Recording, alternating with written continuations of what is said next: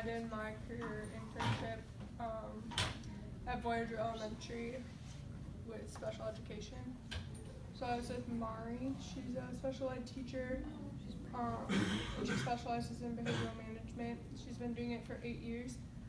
And she works with kids with their math, their reading, their writing, and sometimes she'll just go work with the kids in the classroom instead of pulling them out.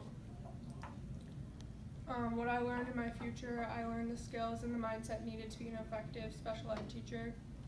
I learned strategies on regulating a kid and the signs of dysregulation. So that has to do with like the zones and everything. I made a connection with Mari that like I know I can go to her for anything and ask her questions. And I just learned everyday skills that I can use even outside of the classroom. So for what I did,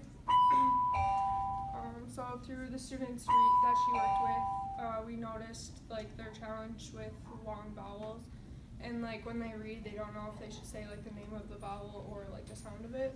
So I chose to work with them on those.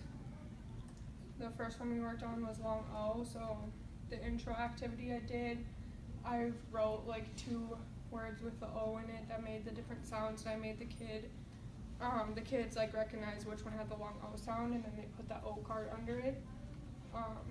And I had 2 students at this time, so I kind of had to make activities that like weren't always like out loud at first, because then one would just hear it and then they would know the right answer right away. So I kind of made them silent read it, and then they shared out later. So to apply it, I made word chains for them. So like for this word, the word joke, I made them turn it into like poke, and then like we just made different words out of them. And with these, they had like a visual on like what was at the end of the word that made you say the O sound. So like the silent E makes you say the name of the letter. So then we read a book with long O's in it, and I did vocab and comprehension with them also. And then this was my lesson plan.